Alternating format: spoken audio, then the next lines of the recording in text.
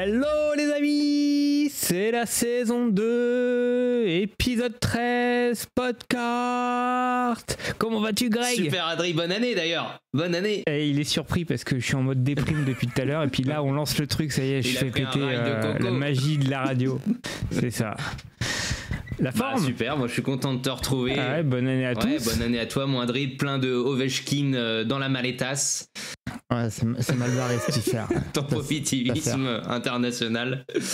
Et non, plein de cartes, plein de box à ouvrir et faut rester positif. Yes. Qu'est-ce qu'on a au programme de ce magnifique épisode? Je pense qu'on a fait simple pour démarrer l'année. On va monter en puissance parce qu'on a déjà une petite idée d'un épisode spécial pour le triste anniversaire de la mort de Kobe, mais on va essayer de vous faire un truc sympa autour de Kobe. Et là, on s'est dit, comme on avait un bel interview de Gilles Brett, le collectionneur de jersey et de cartes, de se faire juste des news un petit peu entre nous comme ça, et puis un concours, et ça faisait un bel épisode déjà. Exactement, surtout qu'en fait la vraie raison c'est que moi j'ai rien branlé et que je suis feignant, voilà. Donc on va se faire ça au calme, un petit épisode à la cool. C'est ça mon André, ça fait plaisir de toute façon. Exactement, allez on lance les news. Yeah.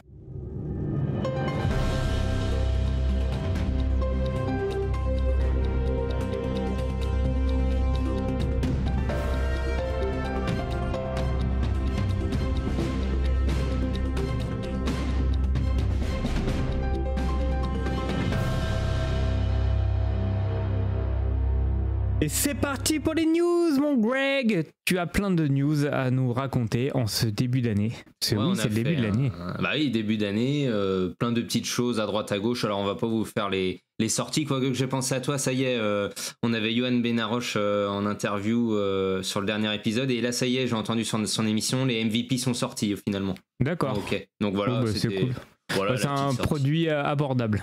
Ouais, et puis bon bah au moins il est sorti parce que le reste c'est un peu un fiasco, mais bon ça c'est la pénurie. Donc déjà on voulait faire un petit clin d'œil à Mike et Guillaume de À Coup Sûr qui nous ont fait un coup de cœur dans leur dernier épisode, donc ça nous a touché avec tout ce qu'on avait fait avec eux en juillet et au cours de l'année, et peut-être d'autres projets. C'était à souligner, mon André. Merci les gars, c'est hyper sympa. D'ailleurs, est-ce que le frigo a été gagné pour les Templiers? Ah oui, c'est vrai, c'est vrai qu'il y avait ça. Il y avait la mission frigo, moi ça me travaille encore, tu vois. Parce que ce matin j'étais chez Darty, donc ça me travaille, tu vois. Oui, c'est vrai. Et ça me fait penser que, tu sais, j'avais donc acheté 2 cartes de Bruce Bocci pour les envoyer en façon TTM à signer à son domicile à San Francisco ou je ne sais où en Californie, et j'ai jamais eu de retour. Donc on a fait un petit clin d'œil. Bah oui, donc on est allé sur la baie et on a acheté un autographe de Bocci et on leur fera parvenir en lot de consolation. Cool. Exactement. Quel beau gosse. Ah ouais. Et bah pareil, hein, pour remercier d'autres personnes. Par exemple, je pensais à Matt Custom, donc c'est un ami de Zetocard, hein, dans la branche artistique et du handmade à la française, qui fait essentiellement du baseball. Lui nous a envoyé pareil des cartes de baseball personnalisées, donc merci à toi, Matt. Merci Matt, ça fait plaisir. Tiens, d'ailleurs Greg, tu es toujours beau gosse, même en 2022, je tiens à te le signaler. Vous le voyez pas, il n'y a pas de caméra sur ce podcast, mais moi je le vois à la caméra et il est étincelant de beauté. Ça aurait été moche de changer en un jour, quoi, mais bon, on sait jamais, c'est vrai. Voilà, je t'ai coupé, tu sais plus quoi dire. Ah non, je pensais que tu allais rebondir sur ce que j'ai dit. Mais... Ah non, je constate ta beauté, c'est tout. Ah bah, c'est bien aimable. Et bah, en parlant de beauté, on a Olivier donc sur Twitter qui est gérant aussi un autre beau gosse qui tient le compte de football, les cartes de soccer sur Twitter, et qui a son compte perso, et qui a lancé un hashtag top 9 des cartes 2021, et ça fait un carton, donc on a retweeté un maximum de personnes. Super initiative. Et on a eu des belles cartouches. Lourd, hein. Ah, ça déconne zéro, là. Les collectionneurs, ils envoient à la dose. Ah bah là, ça a sorti des maletas les cartouches. Hein. Et puis Olivier qui a fait un live sur Twitch. Moi, j'y étais. J'y étais. Voilà, ouais, mais alors toi, cool. T'es la partie Twitch. C'est vrai que moi, là-dessus, je suis moins... Ah, Twitch, c'est trop bien. Faudrait qu'on fasse un compte. Hein. C'est le réseau social des jeunes. C'est ça. Et oui, qu'est-ce que tu veux, Adrien? On vieillit, hein. Enfin bon, et on avait aussi demandé à nos auditeurs des rubriques et des questions que vous aimeriez aborder. Et alors, il y a plusieurs choses. Il y avait sur les assurances au niveau des collections de cartes, sur l'historique d'une collection. Donc ça, on y pense, on vous fera une rubrique. Les séries TV et les cartes aussi, mon Adri, ça devrait te plaire. Hein, parce que... il y en a, ouais, ça existe, c'est très, très répandu aux États-Unis. C'est simple, aux États-Unis, vous avez des collections sur à peu près tout. Donc, s'il y a une série télé qui est sortie, il y a 90% de chances qu'il y ait la collection de cartes qui va avec. Ouais, voilà, alors j'ai pensé, il y avait donc notre ami Benjinto qui a offert des packs aussi, qu'on remercie. Qui a offert du X-Files, il y a du Star Trek, il y a du Star Wars. Ah oui, merci Benjito, il nous a envoyé un petit pack. Oui. Moi j'ai mon pack de Kiss qu'on va ouvrir en live, un de ces quatre. Moi aussi, ouais, j'ai du BMX, non, c'est super sympa, donc on fera ça lors d'un live. Merci à toi aussi Greg, tu m'as offert une boîte de Opichi. Ah oui, qu'on ouvrira aussi, j'espère, ensemble. On ouvrira en live, j'ai ça, plus l'autre boîte qu'on devait s'ouvrir au truc canadien, là, avec Chris Nick, et puis qu'on n'a pas ouvert finalement. Oui, c'est vrai, bah oui, donc, non, mais on est débordés. Et on nous a demandé aussi, et ça, peut-être que Adri, ça va être un petit sujet dans nos news, donc ça fait une rubrique aussi, une question, et c'est vrai, pourquoi collectionne-t-on ? Ah, parce que ça nous fait plaisir, mon cher Greg. Oui, et qu'on a besoin, en tant qu'être humain, de toujours posséder plus de choses. Oui, mais il y a des gens, alors je te prends l'exemple de ma femme, elle n'est pas du tout matérialiste dans le sens où elle n'a pas de collection. Pourquoi nous, on est accrochés à que ce soit à nous des cartes ou les gens d'autres choses ? Parce que ça nous ramène à l'enfance. Moi, je suis un adolescent et je n'arrive pas à me défaire de mon enfance. C'est ça. Donc oui, c'est vrai que c'est souvent une explication. Et ils disent que des fois on n'a pas coupé le fameux cordon. Alors on l'a fait parce qu'on est adulte pour notre vie de tous les jours, mais il y a quand même toujours... Moi je suis un gamin, je demande toujours à ma mère de remplir mon carnet de correspondance quand je suis en retard au travail. C'est vrai, moi Adri. Et ouais, non mais bon voilà, et après il y a des gens qui, plus que d'autres, qui ont la fibre de collectionneur aussi. Il y a des fois des gens qui ont transmis aussi ça. La fibre. Bah ouais, mais je pense que c'est lié aussi à ça parce que mon père collectionnait les timbres, ce genre de trucs. Oui, d'accord. Donc forcément, moi je me suis mis à collectionner aussi. Ouais, c'est vrai. Moi, ma mère aussi avait 2-3 collections, mon père aussi. C'est vrai, ouais, non, il y a ça aussi. Il y a une transmission en fait. Et d'ailleurs, c'est un peu la question aussi derrière qui vient quand tu te dis que qu'est-ce que tu ferais de ta collection ? On aimerait tous, si on a des enfants ou des proches, qui reprennent le flambeau. Grave, ben ouais, alors ça c'est une angoisse, je pense que moi personne dans mes proches va reprendre ma collection. Qu'est-ce que je vais en faire de toutes ces belles Ovechkin, c'est la grande question. Mais non, mais après c'est vrai que c'était des Japonais qui avaient fait une émission là-dessus, je sais plus, il faudra retrouver sur la transmission et les collections, et c'est aussi une bonne question parce que qu'est-ce que ça devient ? Alors il y a des gens, je prends toujours l'exemple de Louis Nicolin avec son grand musée où en plus on a eu la chance d'avoir une photo. Avec les maillots de foot. Voilà, et même il avait des cartes de basket, des boîtes non ouvertes, et en fait son fils peut-être continue et perpétue le musée, mais en fait il n'a pas du tout l'âme de collectionneur, et en fait tu transmets des choses et des fois derrière c'est plus compliqué. Non mais là je vois qu'il y a Coco Junior sur tes genoux, il va reprendre le flambeau. Ah ouais, non mais il est briefé Coco. Donc voilà, donc ça c'était une question, bon bah voilà, c'est un petit échange rapide. Et alors il y a un autre truc qui est revenu, c'était sur un groupe Facebook de collectionneurs dont on fait partie, et voilà, on va pas le citer, c'est un groupe où je suis admin. Et j'étais surpris de voir que par exemple un collectionneur de hockey qui avait mis ses recherches et avait mis du baseball, et d'un seul coup quelqu'un dit ah mais tu recherches quoi, alors qu'il savait qu'il collectionnait, il était collectionneur de hockey, et derrière en fait, moi je me suis aperçu qu'il s'intéressait pas en fait à la communauté dans laquelle il était, et c'était juste peut-être pour montrer ses cartes ou je sais pas, des likes. Donc c'était un petit coup de gueule en disant alors c'est bien, c'est hyper pratique les réseaux sociaux, mon Adri, mais essayez aussi de voir plus loin, d'envoyer des cartes, des fois de rechercher pour les autres et ne pas voir que la cote ou son nombril. Ah bah ça, c'est l'éternel problème, hein. T'as les collectionneurs business et t'as les autres collectionneurs, hein, mon Greg, on sait. Ouais. Non, voilà, c'est un petit coup de gueule. Et puis bon, tu connais mon amour profond pour les réseaux sociaux. Oui. Non, mais il y a du bon aussi, il y a des bonnes choses, c'est pour ça. Mais ça, c'était...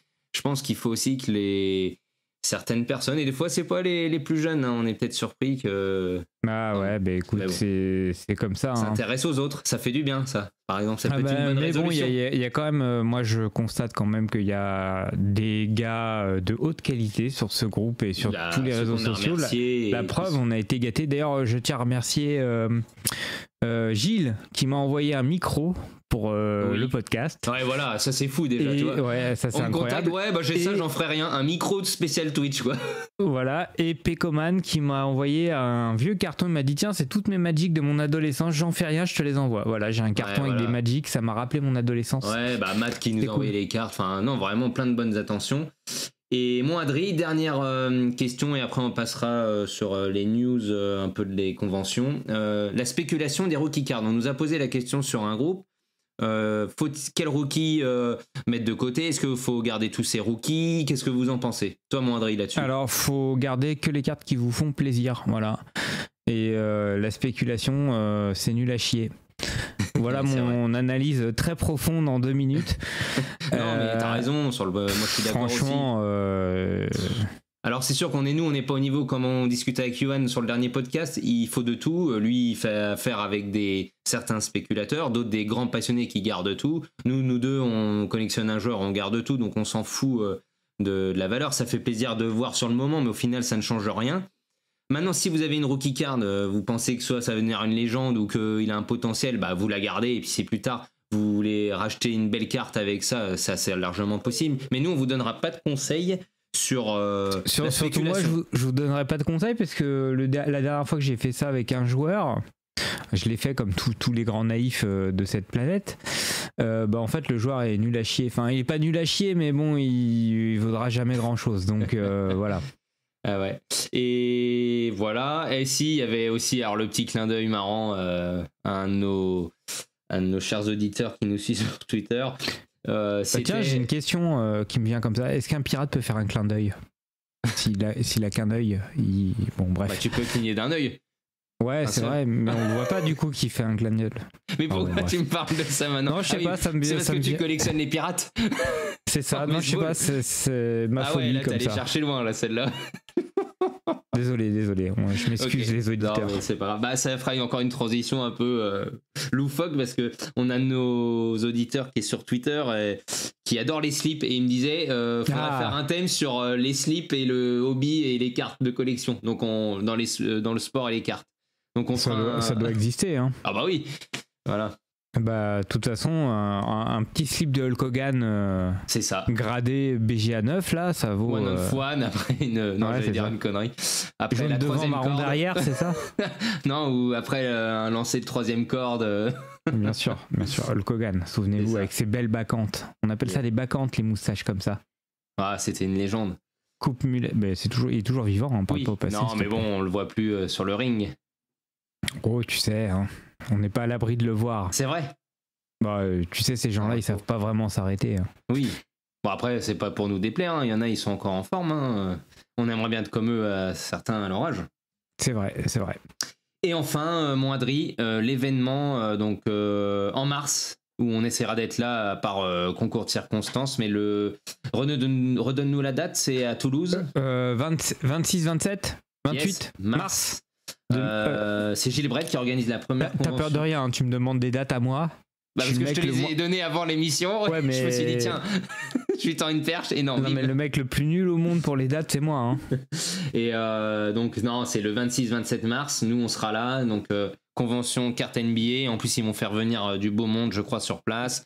J'ai dit à Gilbert, est-ce qu'il faut réserver une chambre? Non, il y aura tout sur place, vous verrez, c'est organisé de main de maître. Donc, dès qu'on aura plus d'infos, on transmettra, mais ça va être fou, je pense.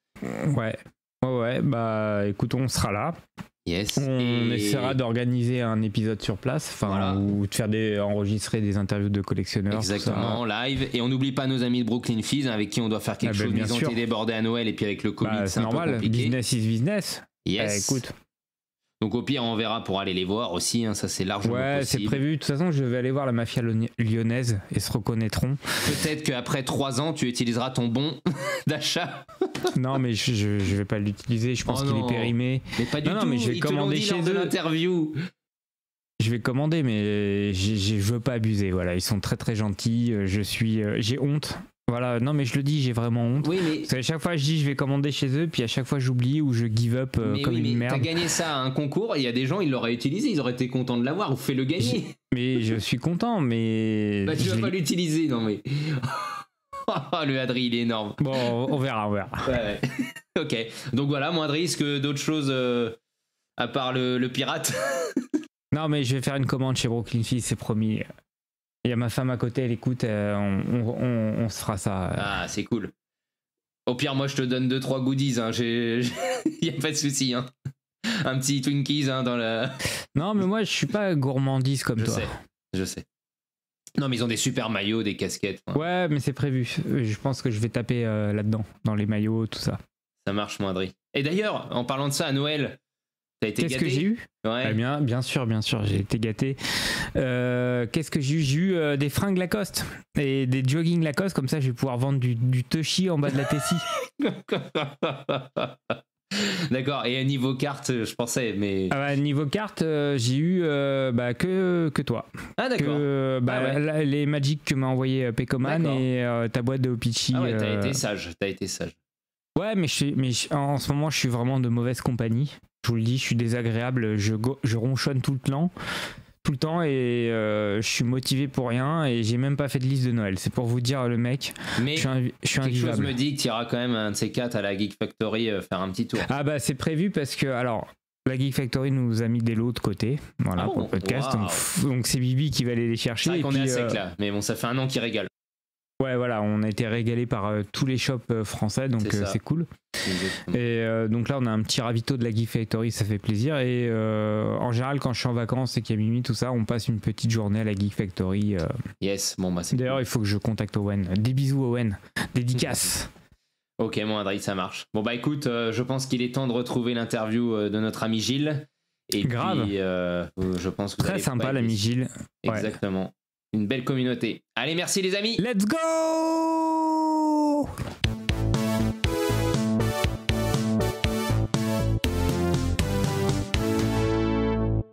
Yeah les amis, c'est parti. On est en direct avec Gilles Brett, un ami Twitter, un collectionneur de maillots, quelqu'un qui fait aussi plein de breaks caritatifs sur les réseaux. Comment vas-tu, Gilles? Eh ben très bien, merci. Et vous? Bah ça va, super. Toujours bien. On est content parce qu'on a le célèbre Gilles Brett dans ce podcast, donc tout va bien. Oh là, célèbre, on va pas exagérer quand même. Non, mais c'est vrai. Alors, Gilles, ta force, c'est d'être très actif dans le domaine, on va dire, que ce soit des cartes, mais aussi des jerseys. Tu fais plein de choses associées, donc c'est vraiment très agréable. Donc dernièrement, tu avais fait une signature avec Rémi Reverchon pour son livre, tu fais des breaks pour le groupe NBA Card Addict, toi tu as aussi ta passion pour les jerseys, maintenant les cartes, il te reste du temps? Non, alors non, franchement il me reste pas beaucoup de temps, mais oui, alors je suis un peu un atypique dans les cartes, vous qui êtes spécialisé dans les cartes de collection. Moi ma passion au départ c'est les jerseys en fait. Alors j'ai toujours eu des cartes j'allais dire dans le domaine, mais en fait les cartes étaient pour moi des décors qui venaient en complément de mes jerseys. Et j'étais pas, il y a quelques années, j'étais pas du tout, je le suis d'ailleurs toujours pas un spécialiste de cartes, si tu veux, mon domaine ça reste le jersey. Mais effectivement, mes connaissances pour importer mes jerseys des États-Unis ont été très utiles à un moment pour pouvoir faire plaisir aux gens des cartes, et c'est comme ça que ça a commencé. D'accord. Et en quelle année tu as commencé pour les jerseys? Oh là! Bon, les jerseys, en fait, j'en ai toujours eu depuis que je suis gamin, donc ça fait bientôt 40 ans. Donc voilà, puisque j'approche de la cinquantaine maintenant. Yes. Et j'ai toujours eu des jerseys avec moi, et j'ai vraiment commencé à me dire que dans une vraie démarche de collection depuis une quinzaine d'années. Et les jerseys, tu les entreposes, tu fais des cadres, tu les exposes, comment tu gères ta collection de jerseys? Alors, j'ai deux types de jerseys. Je collectionne une partie de jerseys signés par les joueurs. Donc, ceux-là sont encadrés, alors pour la plupart, pour ceux que je fais, puisque mon plaisir, en fait, c'est de faire les cadres moi-même, de constituer les cadres. J'achète les cadres à part, les jerseys à part et tous les éléments de décor. Ça peut être des dessins que je commande avec des gens sur des tweetos qui font des dessins, des photos. Ça peut être des stickers, toutes ces choses-là que j'essaie de ramener, d'où aussi mon intérêt pour les cartes, puisque les cartes, c'est quand même des très belles pièces à mettre autour des jerseys. Et donc ces maillots-là, eux, sont exposés dans une pièce que j'ai dédiée à la maison, ce que j'appelle la salle basket sur Twitter. C'est une salle qui fait à peu près 13 mètres carrés, où tous les murs sont remplis de jerseys. C'est d'ailleurs de là d'où je vous parle, vous ne les voyez pas. C'est la classe. Voilà. Ouais, on l'a déjà vu. Ouais, il y a une vidéo YouTube qui est disponible mais qui date un petit peu. Ça a évolué depuis. Je crois que je l'ai vu, ça date d'il y a 1 an à peu près, 1 an et demi. Ouais, c'est ça s'appelle Hobby Room, parce que c'est comme ça qu'aux États-Unis ils se nomment. Et vous pouvez découvrir un peu la salle en images. Et puis les jerseys plus classiques, ils sont dans des penderies. Sauf qu'aujourd'hui, on a un petit problème de place, même si j'ai pas mal de penderies à la maison. D'accord. Ouais. Ah ouais, bah c'est le problème, un collectionneur rempli et puis. Je suppose qu'il te manque encore des maillots. Tu n'as pas, tu es toujours à la recherche du fameux maillot qui manque à ta collection. Lequel est-ce ou lesquels? C'est comme pour les cartes, il nous manque toujours une carte dans la collection. Les maillots, c'est exactement la même démarche, mais plus on avance et plus on cible. Et je pense que pour les cartes, c'est aussi un peu pareil. Exactement. Oui, ouais, il manque par exemple en maillot signé, il manque Patrick Ewing par exemple. Que j'ai du mal à trouver, qui n'a pas beaucoup signé en fait. Donc il y en a pas beaucoup sur le marché et ils sont vite très chers. Ouais. Donc il faut tomber sur un gros coup. Mais oui, c'est comme pour les cartes. Après, disons qu'on devient aussi plus exigeant dans le type de maillot, dans le type de signature. Plus on s'intéresse au domaine et plus on se professionnalise. Okay. D'ailleurs, pour les maillots signés, tu les prends toujours avec certificat ou ça se passe comment? Alors oui, la plupart du temps, je les prends. Alors sauf si je connais la provenance, notamment sur les joueurs français, puisque j'ai la chance d'avoir quelques contacts et qui me permet d'avoir des maillots signés sur les joueurs français notamment. Oui, la plupart du temps, ils sont certifiés. Et plus ça va, plus je me concentre sur certains certifieurs de renommée, ceux que je peux vérifier en fait les certificats, puisque un de mes passe-temps favoris, c'est de retrouver la séance de dédicace du jersey en question. Ah d'accord. Ah oui, là ça doit pas être toujours facile, j'imagine. Non, il y a des fois, je ne vais pas dire que je me suis fait avoir, mais j'ai eu des mauvaises surprises. D'accord. Des choses que je n'ai pas regroupées. Et c'est aussi pour ça l'objet de mon compte Twitter, c'est aussi pour aider les gens à pas forcément se faire avoir, justement, essayer de trouver les bonnes pièces et au moins d'acheter en connaissance de cause. Parce que sur le monde du jersey signé, il y a une grosse partie qui s'appelle sur des jerseys custom, qui sont en fait des jerseys qui sont réservés à la signature. D'accord.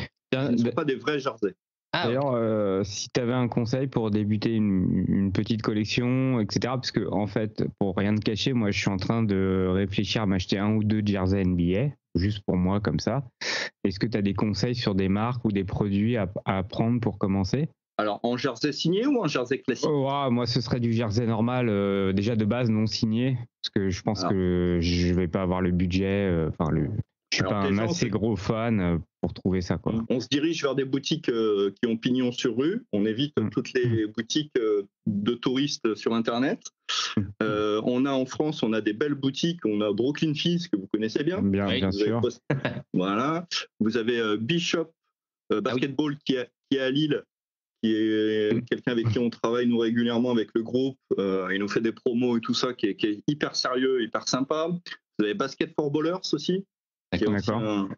Une enseigne. Donc ces enseignes-là, elles font que du vrai. Elles sont même en lien avec Nike, puisque c'est eux qui ont le marché aujourd'hui. Donc voilà. Moi, faire confiance à ces gens-là. Si tu veux un jersey rétro, même qui est par exemple de 2000 ou 2002, ils peuvent te trouver aussi en France? Alors, jersey rétro, vous avez une petite boutique. Alors, en plus, elle est toulousaine. Il était à la maison avec nous pour la dédicace avec Rémi. Il a passé la soirée avec Rémi. Il s'appelle Rookie République. D'accord, oui. Très bien. Qui fait des cartes. Mais il fait surtout des jerseys chez Mitchell & Ness. Okay. Et il est vraiment super. Il trouve. On a des gens dans le groupe qui ont des tailles un peu atypiques, on va dire ça comme ça. On a du triple XL avec nous.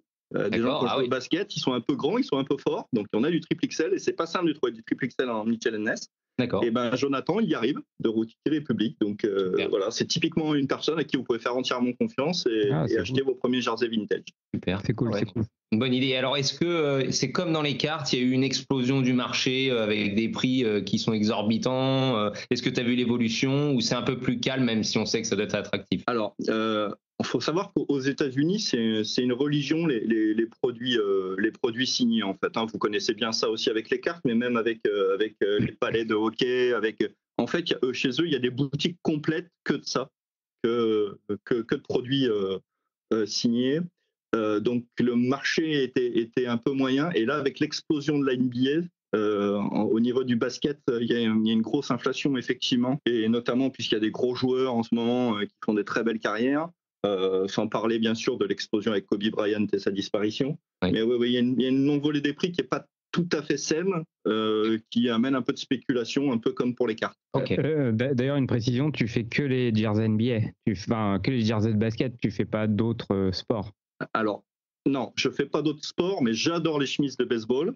Je trouve que le look est d'enfer et donc j'en ai quelques-unes. J'ai casqué le maillot NFL parce que le joueur Tom Brady est pour moi un joueur d'exception, mais pas dans un esprit de collectionneur, vraiment dans l'esprit d'avoir une pièce. Ok. Ah non, mais c'est sympa. Et alors, par exemple, quand tu as vu arriver fin 90 et puis en 2000 l'explosion des morceaux de Game Used Jersey sur les cartes, est-ce que ta première réaction, ça a été de dire « Wow, quel sacrilège de sacrifier des maillots !» Eh ben oui, parce qu'en fait c'était surprenant en fait. C'était pas dans la lignée. Il y avait eu aussi des morceaux de ballon, il y avait eu des morceaux de parquet. Ça, il y avait eu dans les années 90. Il y a des morceaux. Alors oui et non, parce que je trouve que c'est un beau clin d'œil pour les gens qui ont envie d'avoir un petit morceau d'histoire. Finalement, moi j'aime bien la solution. C'est un peu plus économique. Et puis on peut faire des belles choses avec les cartes. C'est-à-dire qu'au niveau des designs, pour un peu se triturer la tête, je pense qu'on peut avoir des belles pièces dans les mains. Mais c'est vrai que ça allait très loin, l'insertion de reliques dans les cartes, parce qu'il y a même des cartes, je pense au hockey, où tu as carrément des morceaux du draft board, donc le jour de la draft, le tableau où les noms des joueurs sont affichés, qui sont cassés et mis dans la carte avec un auto du joueur dessus. Donc vraiment, il y a tout dans les reliques cards. Ouais, non, c'est impressionnant. Et dans les jerseys, parce que bon, dans les cartes, il y a aussi des polémiques. Est-ce que tu as des Game Used jerseys dans ceux que tu as signés, ou alors c'est que des authentiques, mais pas forcément Game Used? Alors, c'est pas forcéément des Game Used. Moi, ma collection, elle n'est pas faite sur du Game Used. Sur deux joueurs français, oui, puisque je les connais un petit peu et que ils ont la délicatesse de m'envoyer des maillots portés. Mais non, ça devient trop cher. Et sur du Game Use, est-ce que tu les laves ou tu gardes la sueur du joueur? Surtout pas. Oh là là. Faut garder l'essence. Sacrilège. Surtout s'il a signé. Ah oui, non. Même pas, je mets mes mains dessus, je porte des gants quand c'est comme ça. Ouais, je comprends. Ah ouais. Alors tu expliquais, tu achètes donc un cadre et là, derrière, donc tu as quoi? D'abord, quand tu as ton petit projet en tête, c'est quoi? Tu as un maillot en tête, un joueur, et là, après, derrière, une fois que tu as le maillot, tu construis autour ton cadre, ou c'est différent selon les... Non, c'est exactement ça. C'est-à-dire, j'ai un peu ma cible de joueurs, ou alors j'ai le bon coup qui arrive. Ça arrive de temps en temps d'avoir des bons coups. Et puis là, je me remets à chercher des photos, des cartes, pareil, des dessins, ou alors je fais faire des illustrations. Par SoArt, par exemple, que vous connaissez sur Twitter. Yes. Voilà, je lui demande une illustration pour venir compléter mon cadre. Et voilà, je construis un petit peu comme ça autour, en essayant d'arriver à des designs qui soient sympathiques. Ouais. Tiens, j'ai une autre question. Est-ce que tu arrives à avoir des maillots qui ont une histoire un peu particulière? J'ai un exemple à la con, c'est par exemple Rachid Wallace qui a joué une mi-temps par exemple pour les Hawks d'Atlanta. Il doit y avoir un maillot qui existe de lui sous les Hawks avant qu'il soit trade à Détroit. Est-ce que tu as des maillots comme ça où le joueur ne l'a pas beaucoup porté, ou il y a une histoire vraiment particulière? Alors, j'en ai qui ont des histoires, mais alors celle-là, elle serait trop compliquée. Effectivement, oui, ce maillot-là est très recherché. Hein. Ton exemple est très bon, puisque ce maillot-là, il est très recherché. À mon avis, il y a eu qu'un maillot porté, et je sais même pas. Ouais, il y a eu que le jeu qui a été produit, en fait. Donc non, j'ai une histoire très drôle sur le maillot de Manu Ginobili que j'ai signé, qui est derrière moi, là. C'est en fait un ami qui le croise en Italie dans un bar. Et qui a la présence d'esprit de lui dire attends, je vais à la maison, je vais chercher un maillot, je vais te le faire signer pour un pote. Wow. Et Ginobili, alors il est resté, je sais pas s'il a attendu, mais en tout cas il est resté dans le bar et il a pris le maillot, il a fait une ligne, et le maillot il est chez moi aujourd'hui. C'est vraiment une jolie histoire, quoi. Alors morale de l'histoire, offrez un whisky à Ginobili, il finira votre jersey. Non, mais déjà croiser Ginobili en Italie dans un bar, c'est déjà pas commun, mais voilà. Donc, avoir un ami qui te prévient et qui te croise en même temps, les planètes étaient alignées là. Et puis il avait un jersey à la maison. En plus, oui. Je dis, mais en plus, tu avais le jersey de Ginobili. C'est ça qui était dingue, en fait. Il y a des histoires comme ça. Et puis, il y a une belle entraide. On voit qu'entre vous, c'est génial parce qu'il a la présence d'esprit, même si c'est un ami, tac, bim, même j'y vais. Il aurait pu même égoïstement dire je le fais pour moi. Il avait le maillot, c'est super sympa. Ah bah non, il savait que ça allait trop me faire plaisir et que ça allait aller direct dans la collection là-haut. Ah ouais. Et voilà.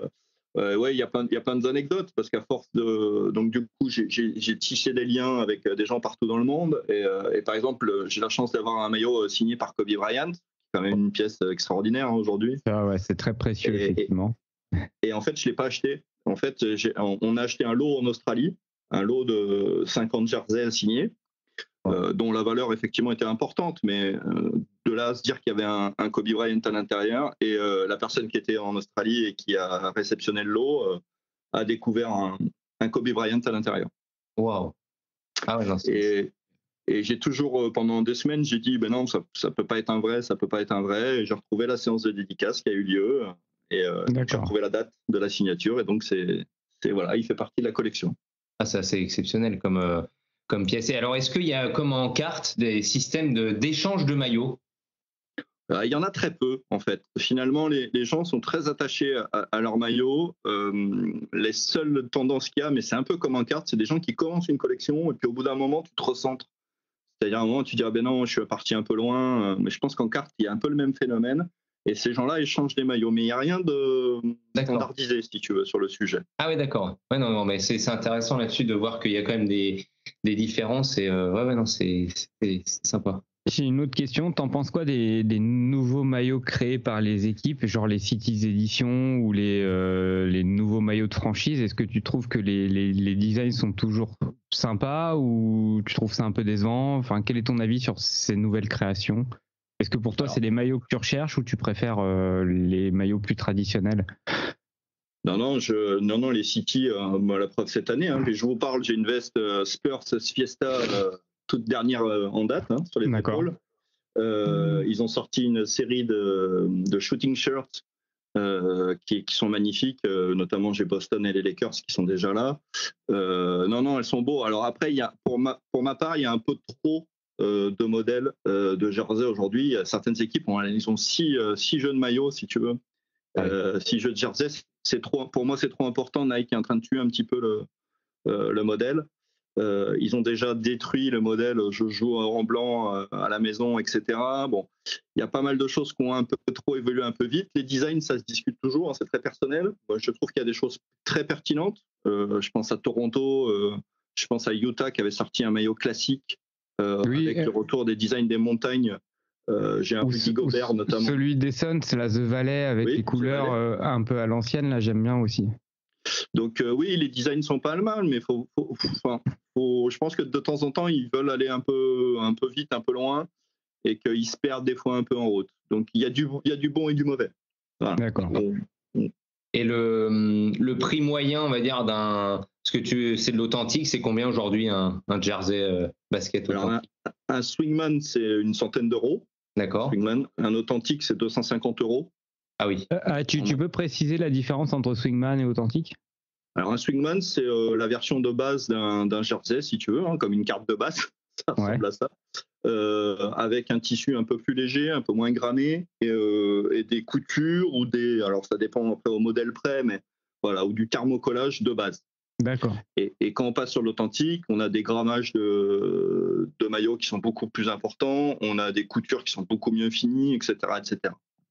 D'accord. Et alors, par exemple, moi, je prends l'exemple, je vais sur eBay, par exemple, et je veux trouver un authentique. Et là, je vois, mais il y a pléthore de maillots authentiques et il y a tous les prix. Alors, quelles sont les erreurs ou les choses à voir pour que c'est du faux, les choses les plus flagrantes? Parce qu'il y a des fois, je vois, il y a des jerseys, ils sont même chez Champion, Adidas, alors que c'est Nike qui a la licence. Alors, waouh, la question. La question, waouh. Alors déjà, pour un authentique, si tu veux un authentique neuf, tu ne vas pas sur eBay. Déjà, on commence par le début. Ensuite, il faut savoir que les licences de maillots, il y a un site qui les répertorie, je ne l'ai plus en tête. Mince. Il y a un site où tu peux voir dans les années, parce que dans la même saison, à l'époque, tu avais des licences différentes. D'accord. Tu peux très bien avoir du Champion et du Reebok, puisque ça s'est côtoyé. Donc, tu avais certaines équipes qui étaient en Champion, certaines qui étaient en Reebok, et tu avais en plus des reproductions officielles qui existaient. Ok. Notamment chez Champion, tu peux avoir des jerseys qui sont des reproductions officielles. Je cherche le nom, c'est aujourd'hui pour Fanatics, ils appellent ça des réplicas. Réplicas, oui, d'accord. Réplica de jersey. Comme en baseball, il y avait plusieurs marques aussi. Exactement. Et tu vas sur le site de Fanatics, par exemple, tu as des maillots aujourd'hui de ton équipe, mais qui est pas tagué Nike. C'est ça. Il est sans marqué, il est sans logo, c'est un réplica, mais c'est un réplica officiel. D'accord. Et d'ailleurs, t'en penses quoi de Fnatic? Parce que nous, on a eu des mots un peu durs sur Fnatic et on voulait avoir ton avis. Alors tout dépend de ce qu'on parle de Fnatic, en fait. Parce que Fnatic vend ses licences aussi, lui-même, notamment le site NBA Store Europe, qui est en fait une licence de Fnatic, qui lui est en Angleterre, et qui a, des petits soucis de logistique. C'est pas un site sur lequel tes livraisons vont vite, le service client est bon, etc. Ce qui n'est pas le cas du site Fnatic aux États-Unis, qui est beaucoup plus puissant et qui est beaucoup mieux intégré. Donc ça dépend en fait de. J'ai eu du mal à comprendre leur positionnement sur l'Europe. Est-ce qu'ils ont voulu y aller vraiment en se disant on fait à minima? Voilà. Donc là-dessus, mais j'ai pas de, parce que la vérité de l'Europe n'est pas la vérité des États-Unis, si tu veux. Oui, Fnatic aux États-Unis, c'est vraiment un très bon site et avec des gens très performants, quoi. Quand tu communiques avec eux, c'est vraiment bien. Donc, alors que Fnatic Europe et notamment les entrepôts anglais sont catastrophiques. Et sur la qualité des produits? C'est pareil. C'est-à-dire qu'aux États-Unis, quand j'importe des jerseys, ils sont toujours très bien finis. Quand je demande s'il y a un sponsor, il y a le sponsor, etc. C'est bien fini. Et à côté de ça, on a des expériences. Il n'y a pas longtemps, Nico, dit Nounous Grosse Pète, a commandé un maillot custom sur le site européen. Et le flocage, il n'est pas droit, quoi. Ah oui. Et il propose peanuts pour le rembourser. Même pas un slip. Ouais, c'est exactement ça. Ouais. Même pas un slip, quoi. Donc, oui, c'est le fameux tweet où il parlait de 10% de remboursement ou une connerie comme ça, quoi. C'était 10 € sur un maillot où ton flocage n'est pas droit. Moi, je trouve pas ça très commerçant. Et voilà. Ouais, non, c'est une escroquerie. Et à côté de ça, tu as NBA France qui essaye de faire des choses sympas. Que j'ai eu la chance qu'il m'ait contacté et il m'a même offert un maillot. Wow, cool. Ouais, pour ce que je fais. Et quand j'ai vu le maillot arriver, il est impeccable, quoi. Il est vraiment. Donc je sais qu'ils font aussi ils essayent de faire le forcing pour que les choses soient bien faites. Sympa. Donc voilà. Si tu veux, je suis mitigé parce qu'il n'y a pas de règle toute faite en disant non, Fnatic c'est pas bien. Bon, c'est ouais. Alors bien sûr, en plus, on est très attentif puisque comme pour certaines franchises et certaines ligues, vous savez que les cartes NBA vont passer sous leur giron en 2023. Donc on sera très attentif à comment ils vont entreprendre le marché, quoi. Ah, c'est ça, ouais. Donc non, mais bon, après, comme tu disais, le marché en Europe, je pense que c'est le balbutiement et on voit les difficultés. Aux États-Unis, c'est vraiment autre chose. Mais c'est vrai que c'est dommage, par exemple, sur un maillot que tu achètes en Angleterre, entre guillemets, tu te dis ça devrait être le même que tu as aux États-Unis. C'est ça qui est malheureux. C'est même pas une histoire en fait de marché comme les cartes où par exemple Topps veut pas aller en Europe. Bon, bah là, on sait que c'est plus compliqué. Mais là, c'est encore différent. C'est qu'il n'y a pas la qualité qui est rendue derrière et le service est plus compliqué. Donc on espère que pour les cartes Fanatics, va comprendre aussi le consommateur. Et c'est ce qu'ils avaient l'air de dire, c'est qu'ils veulent aussi aider les jeunes et ceux qui ont un petit peu moins de moyens à pouvoir s'acheter des cartes, parce qu'aujourd'hui c'est un marché qui est du high-end, hein, surtout en basket. Donc on croise les doigts là-dessus, on attend 2024 là, pour voir à quelle sauce on va être mangé. Alors pour info, je lance un appel, je leur ai déjà écrit. Je leur ai demandé s'ils souhaitaient un ambassadeur en France de cartes NBA. Donc je me tiens à leur disposition s'ils souhaitent. S'ils nous écoutent. Voilà.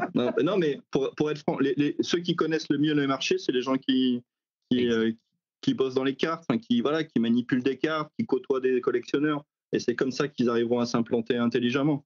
Exactement. Et comme tu dis, le besoin aussi du marché français. Ça, c'est intéressant aussi d'avoir les gens sur place déjà. Tu as entièrement raison. Ah ouais. Et pour revenir aux cartes, est-ce que maintenant tu es aussi devenu, on va dire, avec le fil du temps et tes constructions de maillots et de cadres, collectionneur aussi de cartes à côté où tu collectionnes un joueur, une équipe Alors ouais, malheureusement c'est un peu débordé. Alors malheureusement pour mon épouse c'est un peu débordé. Ah, ça me rassure. J'ai commencé les cartes à un moment me dire je fais les joueurs français de NBA signés. D'accord. Et donc j'ai réuni dans un cadre aujourd'hui tous les joueurs à l'exception de 2 en cartes signées qui sont juste à côté de moi là, au moment où je vous parle, puisque c'est un cadre qui est au mur aussi. Pareil, c'est un cadre que j'ai importé, c'est quelque chose qu'on ne trouve pas en France. Et puis après, j'ai commencé à faire un peu d'autres choses. Et puis comme je suis passionné des Pacers, maintenant j'ai une collection de cartes des Pacers qui est un petit peu importante, et notamment Reggie Miller. Mais j'ai effectivement quelques classeurs de cartes NBA. Ouais. Ok. Et tu as combien de cartes à peu près aujourd'hui environ dans ta collection? Bon, je sais pas, on doit frôler les 10 000 peut-être. Ah ouais, donc ouais. Ah ouais, t'as bien plongé, d'accord, ouais. c'est monstrueux. Ah bah oui, mais Ah oui. Bon, déjà sur Reggie Miller, je dois être à plus de 400 cartes, je pense. Ah, sympa. De Reggie, donc ouais, non mais ouais, j'ai un peu débordé. Fini, c'est irrécupérable, c'est. Non, mais le problème, c'est que Gilles, tu fais des petits. Là, on parlait de notre ami Nico, là, il fait une hobby room aussi. Moi, par exemple, je commence à m'intéresser au jersey parce qu'à force de voir tous tes posts, je commence à faire des choses que le baseball. Tu contamines du monde en plus. Hein. Alors, après, c'est une belle passion. Faut juste collectionner raisonnable. On fait passer beaucoup de messages de prévention auprès des jeunes, des groupes et des moins jeunes d'ailleurs, hein, puisque avec l'envolée des prix des box de NBA, faut faire attention. On joue au loto, mais si on en joue, on y joue en conscience et on fait attention de ne pas dépenser l'argent qu'on n'a pas. Et c'est important les messages de prévention auprès de tout le monde qui nous écoute. T'as bien raison, et en plus, je trouve que ce qui est bien, ce que vous faites, c'est les breaks. C'est que ça permet aux gens aujourd'hui de s'offrir une box à 500 €. Enfin, il y a très peu de gens qui peuvent se le permettre. Et au moins, les breaks, ça permet d'ouvrir aussi aux gens de pouvoir collectionner. Et ça, c'est sympa. Et en plus, on peut se limiter financièrement. C'est tout à fait l'essence de comme ça que ça a commencé, en fait. Hein. On a commencé comme ça en disant moi, j'utilise mon réseau pour importer des box, puisqu'à l'époque, t'avais aucune boutique en Europe. Hein. Yes. De box. Donc, et moi, j'ai l'habitude de commercer avec les États-Unis. Et donc, on a commencé comme ça les breaks, en se disant tiens, allez, on a une petite carte, on est 10, on est 15, voilà, on divise le truc. Et on a toujours fait attention justement au niveau des prix. C'est-à-dire que mes breaks, ils sont. Ma fiche de break, elle est transparente. C'est-à-dire que n'importe quelle personne du groupe peut me demander combien j'ai acheté la box, combien je mets les spots, combien ça me rapporte ou ça me dépense, pour que ce soit hyper transparent. Puisque les personnes qui m'ont rejoint sont souvent des gens qui ont été déçus, notamment de breakers français, qui faisaient de l'inflation dessus, quoi. En fait, qui essayaient de gagner leur vie en faisant des breaks. Ce qui n'est pas ma démarche. Après, je les condamne pas. Quand on fait un métier, on a le droit aussi de gagner sa vie avec. Mais par contre, il faut être transparent. Voilà, il faut juste le dire. Oui, voilà, dès le départ, c'est clair, au moins. Tu sais. Voilà. Et donc, effectivement, les prix des spots au départ, je me rappelle les premiers breaks qu'on fait, je crois qu'on fait des spots à entre 5 et 8 €, quoi. Ouais, voilà. C'est raisonnable. C'est vrai que les breaks, c'est aussi. Ça peut être vite addictif. Surtout quand on découvre ça au début, on se dit tiens, ça me permet d'avoir des produits que je n'ouvrirai jamais moi-même. Et ça peut aller vite. Donc, c'est bien de faire attention à tout ça. Surtout de rendre ça accessible. Ouais, la prévention est super importante parce qu'on voit souvent et puis les gens montrent leurs belles cartes et je suis le premier à afficher sur les réseaux les belles cartes que je peux tirer. Mais il faut quand même faire très attention. Ouais, t'as raison, ça va vite. Et puis aujourd'hui, on voit, comme tu dis, que des belles cartes, mais on peut largement se faire plaisir aujourd'hui, que ce soit sur du vintage ou de l'actuel, avec une PC qui soit des sets ou une équipe ou un joueur qui est un peu moins coté, et avoir de très belles cartes. Et aujourd'hui, en plus, la force, c'est que en basket, je prends l'exemple de votre groupe, quelqu'un qui rentre dans le hobby, il peut être conseillé, il peut avoir des gens qui lui donnent des cartes pour débuter. Enfin, on a quand même beaucoup de possibilités, contrairement à il y a 15-20 ans. Sur la NBA, en plus, il y a une grosse communauté par rapport aux autres sports. Hein. C'est l'avantage que vous avez. Tout à fait. On a même fait des tutos, justement, qui sont sur ma chaîne YouTube pour comment tu démarres ta collection. Des choses qui permettaient aux gens de se centrer déjà, parce que dès que tu commences une collection, mais je pense que c'est aussi l'initiation, hein, tu pars un peu dans tous les sens et tu te rends vite compte que c'est impossible en carte de sportive de faire toutes les cartes de 1992, parce que c'est exponentiel en fait le nombre. C'est pas, tu peux vite aller très très loin. Et donc le fait de se cadrer, effectivement de trouver le bon créneau, on a dans le groupe quelqu'un qui fait les joueurs à lunettes. En PC. Ah oui, je l'ai vu. Oui, il nous suit. Donc il fait Horace Grant et compagnie, quoi. Et je trouve que l'idée, elle est géniale, quoi. Elle est géniale parce que du coup, il recherche des pièces rares et puis aujourd'hui, il a une collection qui est incroyable. Il nous apprend des trucs qu'on savait même pas. Donc on a les joueurs poilus aussi. C'est sympa, ça. Moi, tu sais quoi, j'avais l'idée de faire les barbus à une époque. Mais j'ai pas passé le cap. Mais j'y réfléchis de plus en plus. Mais c'est des très bonnes idées et qui permettent effectivement de faire des collections à pas trop cher et des vraies collections qui sont cohérentes en fait. Ouais. Qui ont vraiment un sens et ça c'est sympa en fait. C'est vraiment l'objet du truc. Ça sort du lot en plus, je trouve que c'est sympa parce que tu parlais des lunettes, c'est vrai que c'est génial quand tu vois, même moi qui fais pas le basket, quand je vois sa collection, sa chaîne YouTube aussi est très sympa. Il y a une logique, et puis alors c'est varié parce qu'il y a toutes les équipes, toutes les époques et comme tu dis, tu peux largement te faire plaisir à moindre coût entre guillemets et avoir quelque chose de cohérent. Donc franchement, c'est un truc très bonne idée. C'est un peu aussi ce que fait Chris Nick, où il collectionne les cartes en fonction des baskets que lui, il collectionne dans la vraie vie. Ah, bien. Donc en gros, c'est ce qu'il nous a expliqué lors du live qu'on a fait il n'y a pas si longtemps. Il achète une paire de baskets qu'il veut pour sa collection et après il recherche les cartes où on voit les mêmes baskets portées par le joueur en match. C'est ça. Ouais, mais je pense que c'est important justement de trouver, et c'est là où le conseil il est bien parce qu'en fait c'est à ce moment-là que la personne elle doit se dire ah oui c'est une bonne idée, effectivement il y a de quoi faire, il y a de quoi se lancer et là on peut se faire plaisir effectivement sans être vraiment trop dépensier quoi. Ah, c'est vraiment une bonne idée et sur une très bonne idée aussi que tu as eue et avec qui tu véhicules le groupe avec des œuvres caritatives. Récemment, tu as fait des enchères pour les Restos du Cœur et vous aviez fait aussi une campagne pour les étudiants. Tu peux nous en parler un petit peu plus ? En fait, l'objet du groupe, le groupe a été vraiment créé, si tu veux, on s'est vraiment constitué en groupe au début du premier confinement. On était déjà en réseau si tu veux, mais on n'avait pas cet esprit-là. Et puis on a fait un tournoi de NBA 2K, tu vois, chose qui n'a rien à voir avec tout ça. Et en discutant pendant qu'on jouait au basket, on s'est dit il faut qu'on monte un groupe. Et il ne faut pas qu'on monte un groupe qui existe déjà, comme il peut exister sur Facebook. Des gens qui sont très mercantiles en fait que pour les cartes. C'était pas du tout l'objet. Et on s'est tout de suite dit, il faut qu'on fasse quelque chose de solidaire. Donc tous les ans, avec le groupe, on fait des campagnes. Alors effectivement, on a fait déjà une grosse campagne avec On remplit le frigo de Brunella, que je salue et que j'embrasse très fort, et avec Philosport, puisque Philosport, il était au départ de On remplit le frigo. Oui. Je suis un peu ému, il nous a quittés, hein, Philou. Donc, oui, on a suivi ça, ouais. Et donc forcément, on s'est dit, allez, on va ou vendre des cartes ou faire des actions, réunir de l'argent et pour pouvoir effectivement donner à des œuvres caritatives, à des gens qui aident les autres aussi, et que nous on a de la chance de pouvoir faire notre passion, et ben il faut aussi que les autres ils aient la possibilité juste de vivre correctement, quoi. Donc voilà, donc cette année c'était avec les Restos du Cœur de Toulouse. Alors professionnellement, je les fais déjà travailler pour mon magasin. Puisqu'ils emballent les cadeaux juste à côté de mon magasin et tous les ans ils ramènent de l'argent, et on a encore des ventes en cours, il nous en reste une au moment où on se parle. D'accord. Mais on avait un objectif de réunir plus de 500 € pour leur donner. Pour eux 500 € c'est quasiment plus de 500 repas, hein. Donc c'est pas anodin. Et donc voilà, on a mis des ventes en place sur eBay. D'ailleurs, vous avez participé puisque la casquette est partie à prix d'or, hein. Ah bah ouais. C'est la casquette la plus chère que vous avez jamais vendue. Ah bah oui. Voilà. On est très fiers. On est très fiers. Et merci franchement d'avoir proposé ce genre d'initiative parce que nous, par exemple, on a déjà donné des cartes pour des clubs de baseball. Et je trouve que voilà, et en fait tu vois aussi on a des cartes qui dorment des fois dans des cartons, et comme tu dis, on a la chance de pouvoir collectionner. Si on peut faire plaisir aux gens, c'est rien une casquette ou des cartes, mais en fait quand on voit le retour, le sourire des gens, et ben ça vaut tout l'or du monde. Et il y a des gens, ils mettent 500 € dans une box, on peut bien donner une casquette et des cartes plutôt que ça dorme, et le retour il est 100 fois plus fort, je trouve, humainement.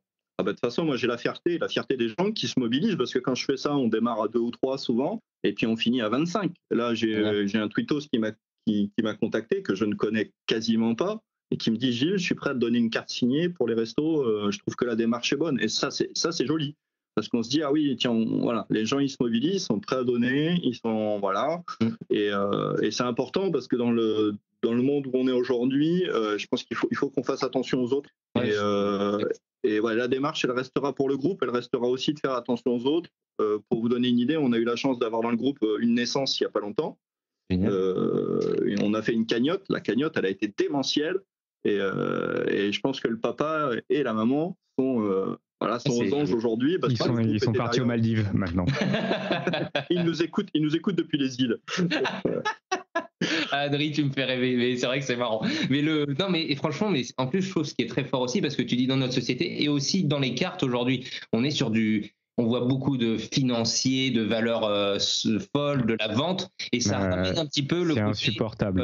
Collection qu'on retrouvait avant, de dire on se retrouvait à une bourse, on échangeait, et là il n'y avait pas d'histoire de cotation, c'est tiens, prends ça, je te retrouverai quelque chose. Et on apporte aussi ce petit côté humain qui fait du bien, parce qu'on est peut-être derrière nos ordinateurs, mais il y a aussi cette action, donc chapeau quoi. Ouais, alors je lutte beaucoup sur la spéculation, sur plein d'aspects. Vous avez déjà parlé des cartes Pokémon, et vous savez que j'en commercialise à titre professionnel, et que je suis un de ceux qui explique à mon entreprise qu'on ne peut pas les commercialiser comme des biens classiques, comme on a l'habitude de marchander. Du coup, tu fais comme toutes les boutiques, tu limites à un produit par client, ce genre de choses? Ah oui. En ce moment, c'est l'enfer. C'est indispensable pour que le petit gamin de 13 ans qui a envie d'avoir des cartes Pokémon, il puisse en avoir. Quoi. C'est ça. Ça m'insupporte. Ça m'insupporte d'avoir des gens qui courent dans les magasins et qui achètent 25 box pour...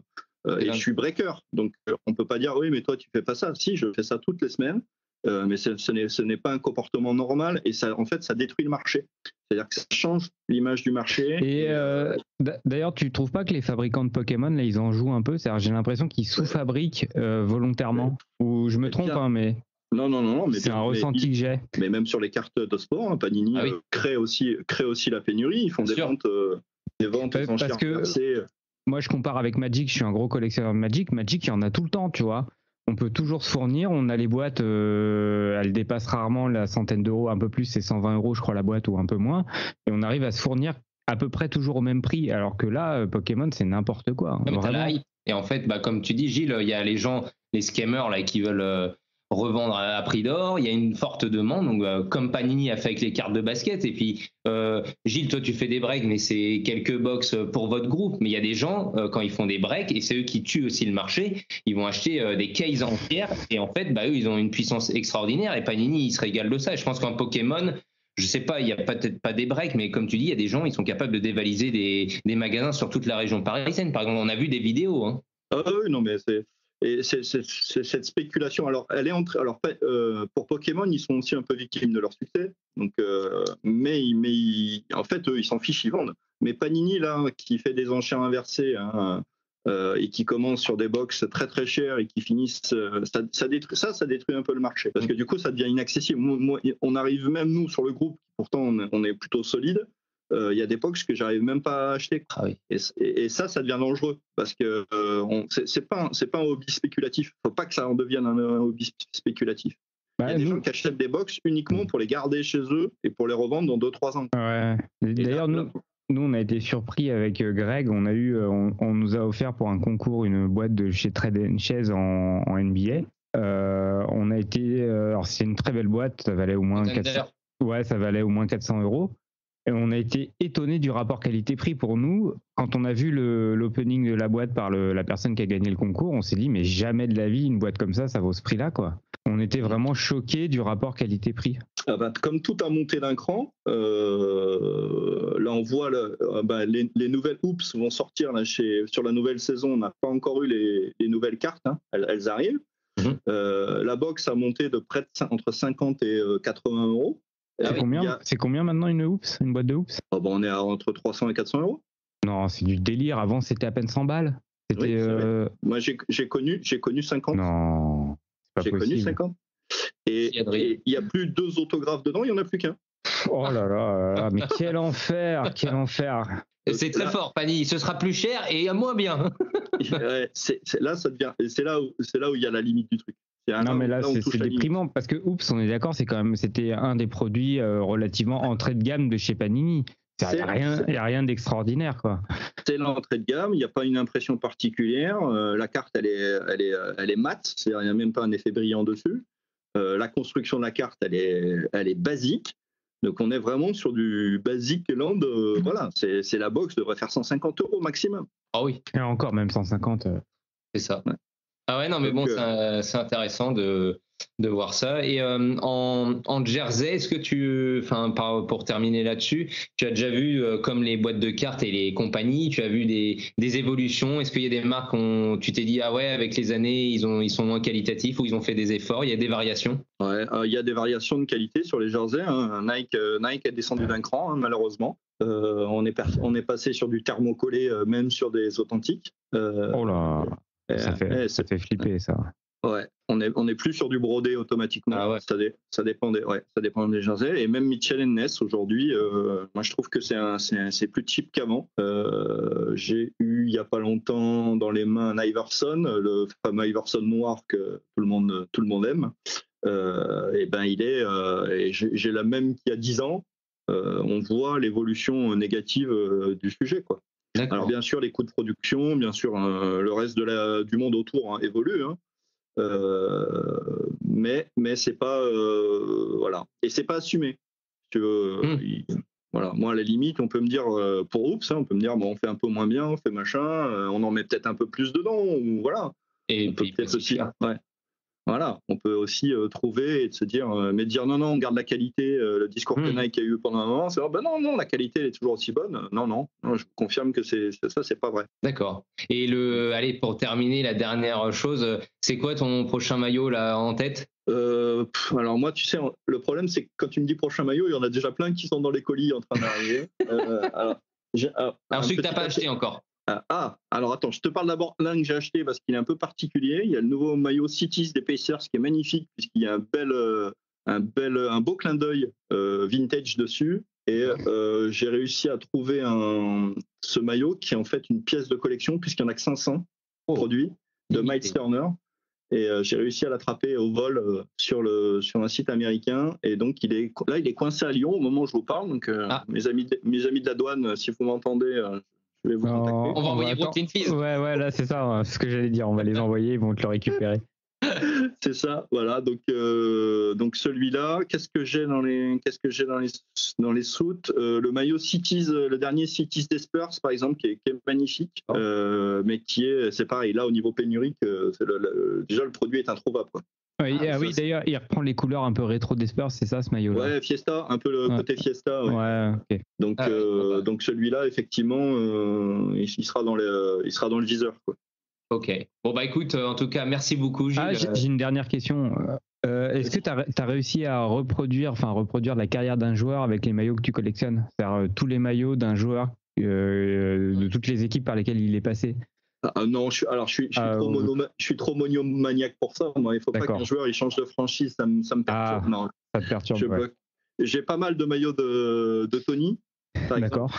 Et effectivement, mais pas tous si tu veux, mais j'en ai pas mal. Et j'ai même ceux où il est allé la dernière saison à Charlotte, plus son maillot commémoratif de retrait. Chez Mitchell & Ness, ils ont sorti une édition spéciale.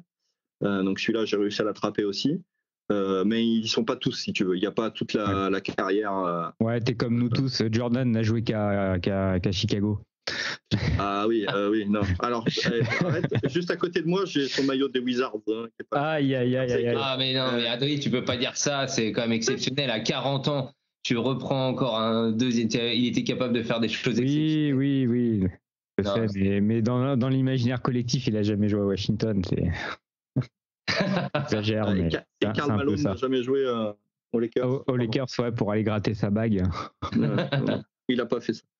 Non, il n'a pas fait ça. Bon, bah, écoute, merci beaucoup, Gilles. Ouais, juste pour conclure, un petit mot, puisqu'on va réunir le groupe à Toulouse, pas très loin de Toulouse, au mois de mars, fin mars, le 26 et 27 mars. Et on fera une journée qui est un peu une journée privée, puisque c'est la première fois qu'on se rencontre tous. Mais le dimanche, le 27, sera une sorte de bourse où j'invite tous les gens qui veulent venir parler de cartes, voir des collections, faire des échanges, toujours dans cet état d'esprit-là. Il y aura sûrement des VIP avec nous.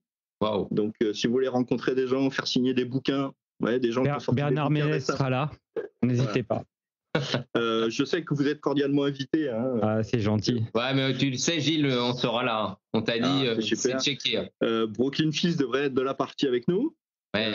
Voilà, donc voilà, tous ceux qui veulent s'intéresser aux cartes, venir découvrir un peu le milieu, c'est avec plaisir qu'on accueille tout le monde et qu'on passera du temps. Il y aura plein de spécialistes de cartes encore meilleurs que moi sur le sujet qui seront là et autant profiter de leur présence, quoi. Super. Super. Merci beaucoup Gilles pour cette annonce. Ah là là, c'est génial. On a des annonces et tout, c'est génial. On va diffuser tout ça. Mon Adri, merci encore Gilles. Merci à vous. Merci pour vos podcasts, ils sont super. Merci. Merci, c'est gentil.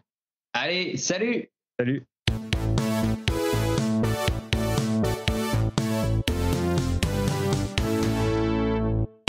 Eh bien, il est temps de retrouver notre maître Magouille. Alors, il est revenu en France, je pense que c'est pour l'année 2022. Alors, on m'a dit qu'il était à Trécon, nous l'appelons de suite.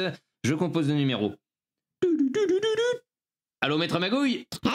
Oh là là, mon Greg, ça fait plaisir de vous avoir en 2022. Bonne année! Bonne année à vous aussi. Est-ce que le 31 au soir, il y a des amis qui vous a fait « Eh dis donc, à l'année prochaine, la fameuse vanne de beauf ». Oui. Parce que moi, je l'ai fait à tout mon entourage et à Mathilde. Le soir, en partant du boulot, j'ai dit « À l'année prochaine !» alors qu'on se voyait le lendemain. Et j'ai beaucoup rigolé, comme je suis un beauf.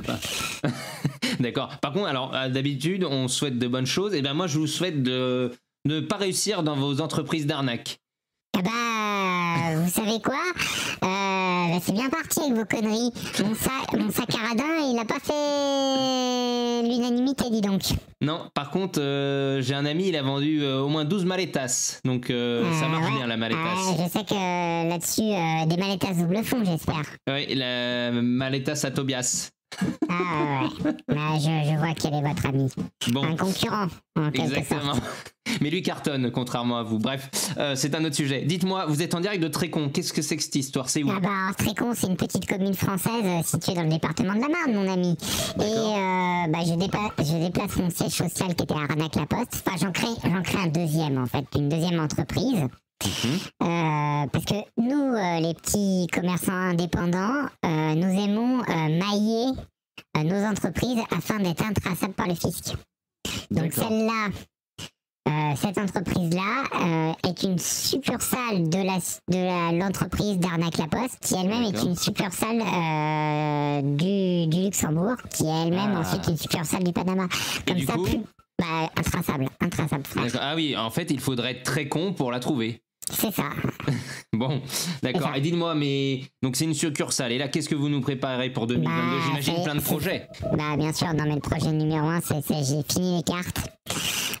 J'ai compris que les cartes, ça rapportait plus assez. J'ai compris maintenant qu'il fallait se lancer dans le maillot.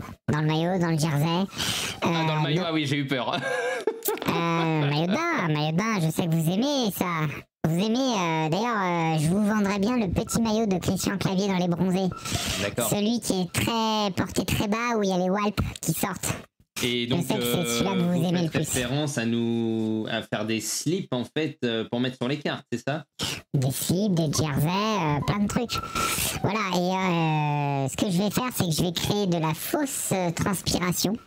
Très odorante, que je mettrai sur ces faux maillots pour faire croire qu'ils ont été portés par les athlètes. Ah oui, donc des game worn jersey mais qui n'ont pas été worn. Si, ils ont été worn, mais pas par l'athlète en question. Ah oui, d'accord. Voilà, par exemple, c'est Mathilde, là, elle est à côté sur un vélo d'appartement. Elle a 12 maillots sur elle, donc elle est en sueur de ouf. Et là, elle est en train de vous imprimer ça, et tous les jours, elle change de parfum. Et alors, je lui demande alors, quand c'est des maillots d'hommes, on va chez Sephora, on prend les parfums pour hommes.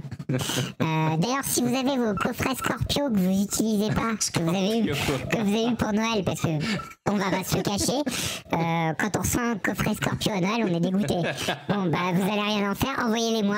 Comme ça, j'asperge Mathilde de Scorpio, elle transpire dans les jerseys, et moi, je revends ça à 8 fois le prix, quoi. Alors, bien sûr, des jerseys faux que je peux fabriquer en Asie. D'accord. Non, mais alors, vous démarrez sur les chapeaux de roue, parce que alors, je vous souhaitais tout le malheur en 2022, mais là, je vous avoue, vous m'avez tué là, le goût des 12 jerseys sur le rameur ou sur le... Là, elle pédale depuis ce matin. Elle vient de faire l'équivalent de 800 km. Allez plus vite, là, hein. Il faut que je voie que ça transpire pas assez, hein. Oh, elle est exceptionnelle, celle-ci. Ça sent pas assez. Moi, je veux de l'odeur, je veux que ça sente le Roquefort. Vous faites pas un peu de vélo, vous? Non, attendez, moi je suis le boss, hein. Moi, j'arrive au boulot, je gueule sur tout le monde, sur tous mes salariés, c'est-à-dire sur Mathilde.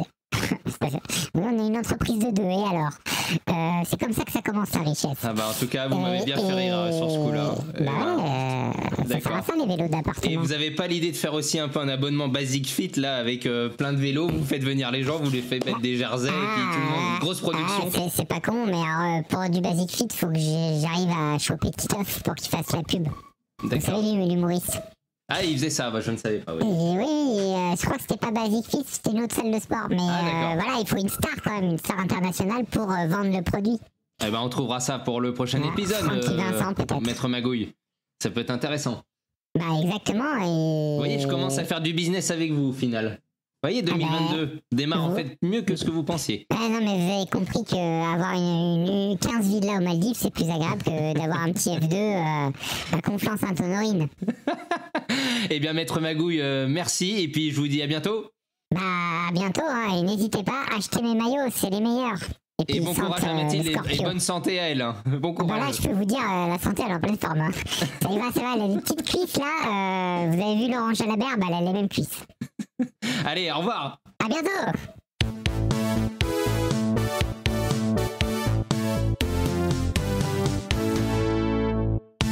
Amis, c'est l'heure de devenir riche parce que c'est le moment du jeu concours, le moment tant attendu. Et voilà. C'est maintenant. C'est maintenant. C'est notre ami Nedry82 sur Instagram qui nous écoute de Suisse. Et, il fallait nous poster une carte en rapport avec Noël. Bravo. Il nous a envoyé une magnifique photo de Kemp. Habillé en Père Noël avec une hotte. Il est arrivé en match comme ça. C'est une Upper Deck 1995 de mémoire. Une Sean Kemp, donc magnifique. Donc bravo à toi. Et en plus, ça nous permet de remercier les gens qui nous écoutent, même en dehors de la France. Ça, c'est un truc de fou. Et puis, comme quoi, il y a des utilisateurs Instagram. J'apprends quelque chose. Félicitations à toi. Il y a du monde. On a la plus grosse communauté sur Instagram. Ah ouais? Oh là là, le boomer, je connais pas Instagram. C'est pour ça que je te dis, non mais je te dis, ouvre un compte, tu peux mettre tes photos de cartes, c'est génial. Arrête. Déjà, j'hésite à fermer mes comptes Twitter et Facebook. J'en suis là, donc ouvrir un compte de réseau social supplémentaire. Et bon, bref, tu vas nous mettre encore le seum. Le seum. Ah, vous savez comment il se John Seas, le Greg, le seum. Je suis obligé, parce qu'après, sinon, on me dit que je suis un boomer. C'est vrai, c'est vrai. C'est le problème. T'as découvert le terme il y a pas longtemps d'ailleurs. Exactement, c'est pour ça. Et tu vois, j'essaye de me mettre à la page. Grave, tu te mets yimbe, comme disent les jeunes. Je sais pas s'ils disent ça. Ah si, ils disent c'est trop de la balle et on se met yimbe. Yes, ok. Bon, et sinon, la solitude de ce jeu concours. Vas-y. Non mais... est-ce qu'on continue là parce Oui, que... on continue, n'aie pas peur. Regarde comment j'enchaîne. Non, c'est pas une catastrophe. Alors, ce mois-ci, on vous fait gagner une magnifique carte de Derek Jeters designée par Zetocard façon Cardass DBZ. Ça, c'est la classe. Yes. Vous avez le Pins parlant Podcart. Non, en fait, il est pas parlant, mais c'est le badge. Un badge. Comme ce qu'on mettait au lycée. On avait les badges Sum 41 pour ceux qui avaient le Sum 41 fois. Et bah là, c'est la même chose, sauf que c'est un badge Podcart. Et on va rajouter des cartes. Exactement. Tout ça parce qu'on fait les fonds de tiroir et c'est pas pour dire la carte de Derek Jeter est magnifique de Zeto parce que j'ai participé avec lui à l'élaboration, c'est lui qui l'a faite, elle est magnifique. Donc ça me fait plaisir aussi de la faire gagner. Mais c'est au-delà de ça, c'est qu'on est à sec total sur les cadeaux. Ouais, c'est pour ça. On va y avoir du ravito un petit peu, puis sinon on va improviser. Hein. C'est artisanal, mais vous le savez, on est les petits entrepreneurs des ondes. Et voilà, ça, du digital. Comme on dit. Du numérique. Oh là là, je sais plus parler. C'est ça, moi. Alors, en tout cas, voilà. Eh ben non, mais il faut peut-être leur dire comment gagner. Comment? Mais tu m'as pas dit comment. Merci, au revoir. Oh là là, c'est la loose. En fait, ce qui est marrant, c'est qu'on a tellement préparé l'émission qu'on n'en a même pas parlé avant. Ouais. Moi, ce que je vous propose, c'est qu'on vous mette un post sur... on va mettre un post sur Twitter et Instagram à la suite de l'épisode. Et il faudra juste retweet, follow et love. Love, ouais, c'est le pouce bleu. Pouce bleu. Ouais, ou like. Oui, c'est ça. Voilà, enfin bon, bref. Like. Et puis, comme ça, notre e-pénis va augmenter et on sera content. Et nous allons conquérir le monde, Minus. Exactement, on l'a bien conquis d'ailleurs. Parce qu'on a des fans. Est-ce que tu as reçu déjà tes premières petites culottes par voie postale de fans? Non, mes premiers slips de gros nounours sur Twitter. Ah, c'est déjà... Est-ce que tu as reçu des nudes aussi par MP? Non. Ah là là. Et j'en veux pas. Merci. J'en veux pas. Il fait le modeste. Il attend que ça. Allez-y les femmes. Bombardez-lui, c'est MP. Bon, moi, Adrien, en tout cas, vous avez merci vu comment il coupe court la discussion quand il est gêné? Pas du tout. Je ne suis pas gêné, je suis tout à fait dans un podcast de cartes et j'ai pas besoin qu'on m'envoie Il rougit, j'ai réussi à le faire rougir, c'est ça ma force. Moindry, merci en tout cas, je suis ravi de faire une deuxième saison avec toi et plein de projets. Grave. Et on vous souhaite tous plein de belles choses et plein de beaux tirages et plein de belles cartes. Yes, et des bisous.